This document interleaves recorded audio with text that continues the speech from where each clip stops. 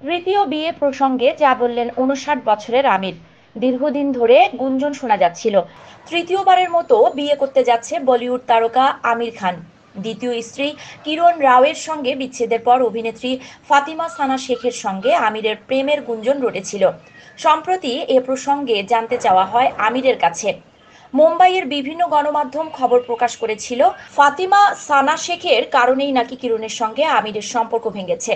এবার শোনা যাচ্ছে ফাতিমাকেও ছেড়েছেন এই অভিনেতা।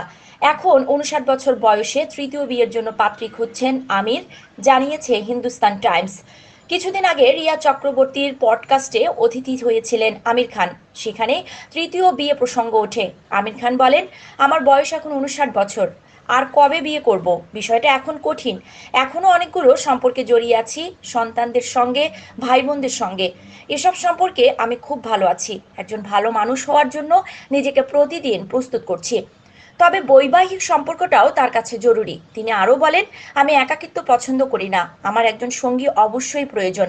আমার সাবেক স্ত্রী রিনা ও কিরণের সঙ্গেও আমার দারুণ সম্পর্ক। ফলে এতদিন আমি ভবিষ্যৎ নিয়ে ভাবিনি। এখন দেখা যাক কি হয়। লাগান সিনেমার শুটিংয়ে আমির খানের সঙ্গে কিরণ রাওয়ের পরিচয়, তারপর বন্ধুত্ব, প্রেম ও ২০০৫ সালে তারা বিয়ে করেন। সুখে কাটছিল তাদের। সারোগেসি মাধ্যমে তাদের সংসারে এসেছে ছেলে আজাদ রাও খান। তারপর একদিন তাদের সুখের সংসারে ছন্দপতন শোনা যায়। ২০২১ সালে আমির ও কিরণ ঠিক করেন আলাদা হয়ে যাবেন, তবে বন্ধুত্বটা থাকবে। বিচ্ছেদ ঘোষণা করে তারা লিখেছিলেন, গত ১৫ বছরের দাম্পত্যে আমরা দুজন মধুর কিছু মুহূর্ত একসঙ্গে কাটিয়েছি, যা হাসি আনন্দে পরিপূর্ণ। আর এর মধ্যে দিয়েই দুজনের সম্পর্কে ধীরে ধীরে বিশ্বাস, সম্মান এবং ভালোবাসার জন্ম নিয়েছিল। এখন আমরা দুজনেই জীবনের নতুন পর্ব শুরু করতে যাচ্ছি, স্বামী স্ত্রী হিসেবে নয়, বরং অভিভাবক হিসেবে।